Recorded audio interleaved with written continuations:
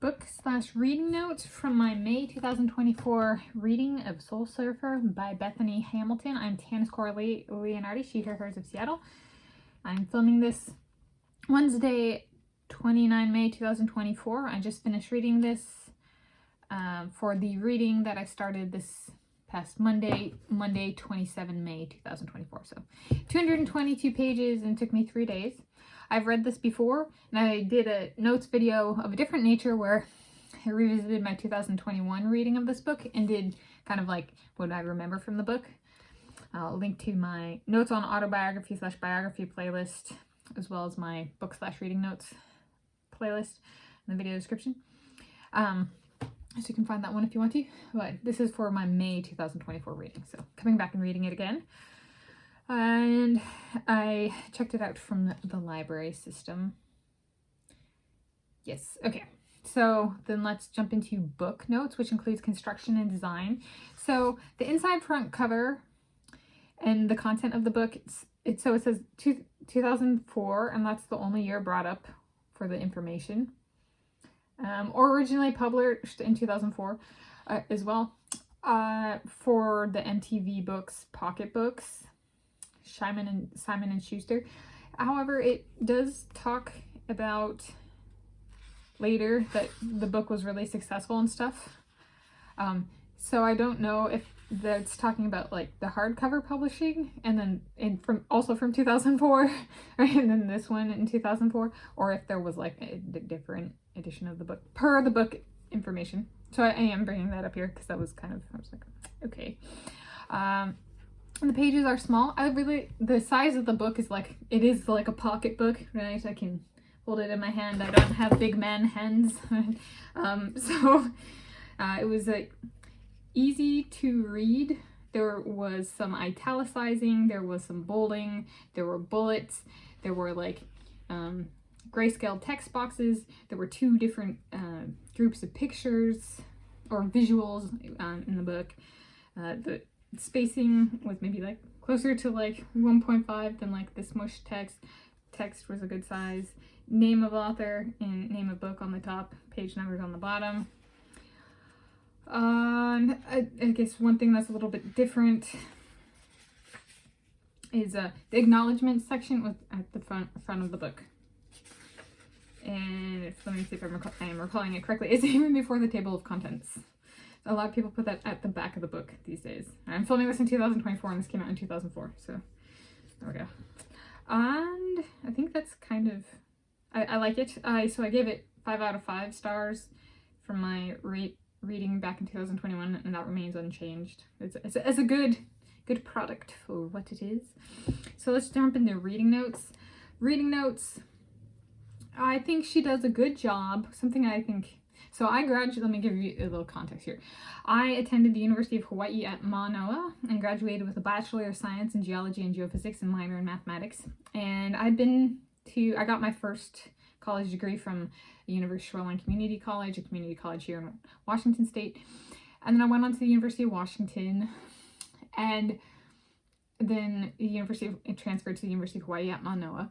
And something I really appreciated about the university was University of, those 2 words are English. Hawaii is a native Hawaiian word. At is English. Manoa is native Hawaiian. I thought I'm proud. There's something where I was like, I actually enjoyed being there and I was not the majority demographic, right? I was not a native demographic, and I did research when I was there, and I did 2 undergraduate theses, and they were both on Hawaiian rocks. And something I appreciated was that Hawaii cares enough and has a large enough percentage of native Hawaiians that it can promote itself and stand strong. And that the name of the university reflected that, and the coursework and that kind of stuff reflected the native Hawaiian population is not dead and gone here kind of thing, like kind of in the mainland United States of America. That's not what happens, right? It's named University of Washington, not University of South, right? Which would be appropriate considering its location in Seattle. So it's like I was very proud, and to this day I am proud that the University of Hawaii at Manoa is my alma mater, because it respects the native peoples, even if just in the name of the university, which is something we don't have on the mainland United States of America, at least not the, prestigious universities. They go the path of disrespect more than respect. And so something that I like there, and I'm going to bring up because I found a place for myself there, and like these are Hawaiian rocks. These are the islands, right? This is not where I am, like my ancestors were from, right? I don't have a problem confusing that or anything like that. And I appreciated they didn't, while they wanted me to learn about Hawaiian culture, they did not push like conversion, so to speak. In that it allowed me to be like, no, I am not Hawaiian, and I am not native Hawaiian, and stuff like that. And so I guess I'm saying I'm proud that I graduated from the University of Hawaii at Manawa because they got it right. And so this is actually, I'm giving context here because it's something I admire, I think, or maybe not admire. That's where she uses about somebody else in the book. I think something I respect or resonate with is she points out that both of her parents were surfers. Right, the dad from New Jersey who was out surfing in a wetsuit, pouring hot water in his wetsuit when it's snowing because his lips would freeze and stuff like that. And then her mom from California, and they went and met in Hawaii and lived there, and that's where she was born. So she's from, however, her ancestors are not from, and she's like, even for me, one step more than that, right? Her parents aren't even from there, right? And from being born. She does not ever go so far as to be like, this is her ancestors, and she does a very good job of pointing out, salt water is in her bloodline. She doesn't say surfing is, right? So she's very mature in that sense, and she also takes and shares a bit of the history of surfing being developed by the native Hawaiians, right? And so in that sense, it's very mature, right? She takes the time to be like, this is a native Hawaiian sport, right? This was developed by them. While I do it, and saltwater is in my bloodlines because of my parents, right? She makes the time and effort and communicates comes from them, right? So it's a good thing to do. Okay, so I marked a couple things. I'm not necessarily going to go in order, like throughout the markings. On page 190, she does get around to, since the name of the book is Soul Surfer, she actually does define Soul Surfer. Page 190, so it says, quote, Soul Surfer, a surfer who merely surfs for the love of the sport, end quote. I was like, yes. Right, it gets tested when a person's arm gets bitten off, right? And she's continued on to compete with people with two arms, which in aquatic sports, when this all happened, and so she got a shark attack. It bit off her arm and part of her board. And this happened in my existence. And I remember just like, I was a swimmer at the time, and I was like, like with her on the scene, the greatest of all time is the person who can do what everybody else does with two arms but does it with one, right? There's a really simple formula here, so I was like, I just click tune out anybody who's saying the greatest of all time is somebody with two arms in aquatic sports, right? That's just, no. Reality check, right? She went on to compete and win like national championships and get a cover of a magazine with one arm when she was competing against people with two arms. So there's stuff like that. It's just kind of like,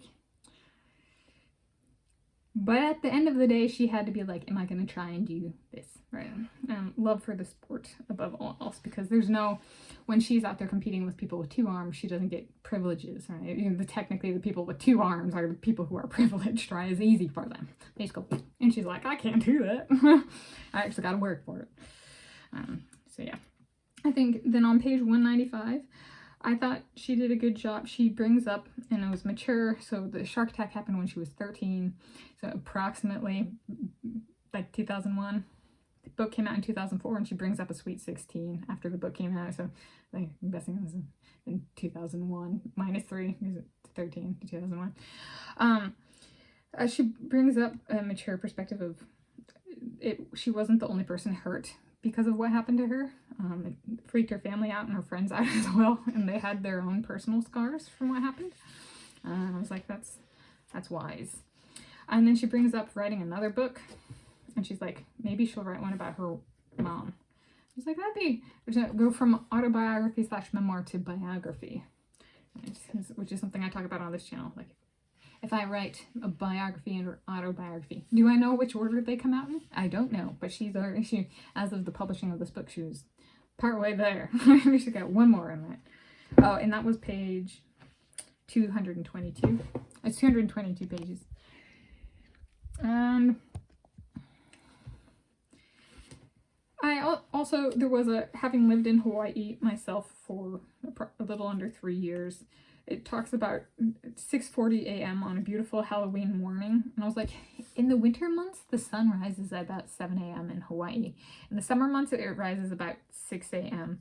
So this is one where I was just kind of like, she talks about how she didn't know the shark attack was coming and there was no sign and stuff. And I was like, oh, if it's 6:40 a.m. and it's sunny out, as she kind of paints it in this chapter, the sun being off by that much is, at least the weather was off. And she says, and that was the day of the shark attack.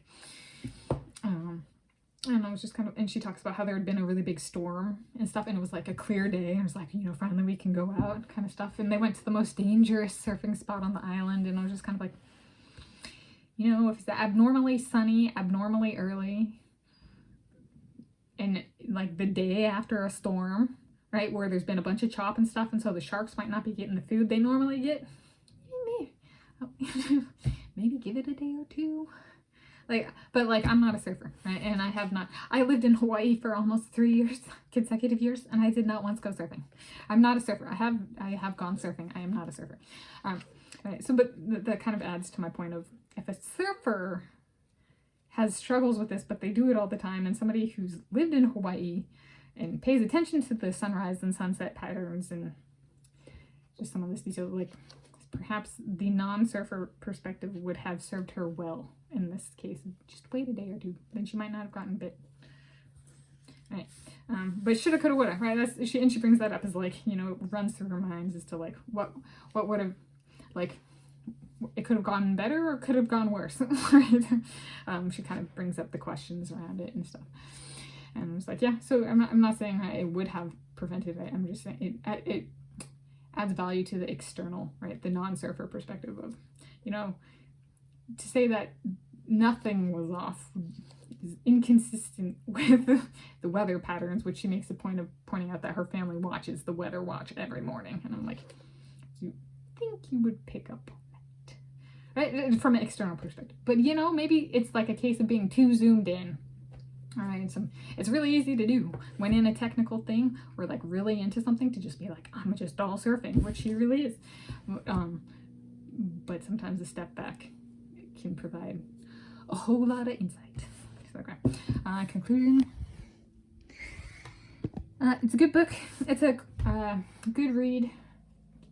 This is the kind of book that I could very well read in a day, but I decided to not do that. It's been this is one that life story that I was aware of when it happened and like the few years after it happened, so it's an interesting thing. Would it make my autobiography to include?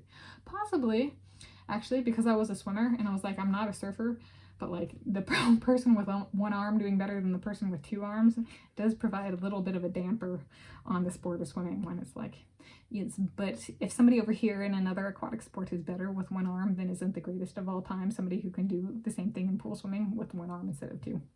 Just like a little bit of a reality check, but you know, it was a way of being like, so we can go so far as to say that a lot of the people who report on pool swimming aren't cognitively entirely there, or even aware of like the aquatic sports competition scene kind of thing. So yeah, there we go. That's my notes from my May 2024 reading of Soul Surfer by Bethany Hamilton. Full title of the book, Soul Surfer, A True Story of Faith, Family, and Fighting to Get Back on the Board by Bethany Hamilton with Sheryl, Berk, and Rick Bundschuh.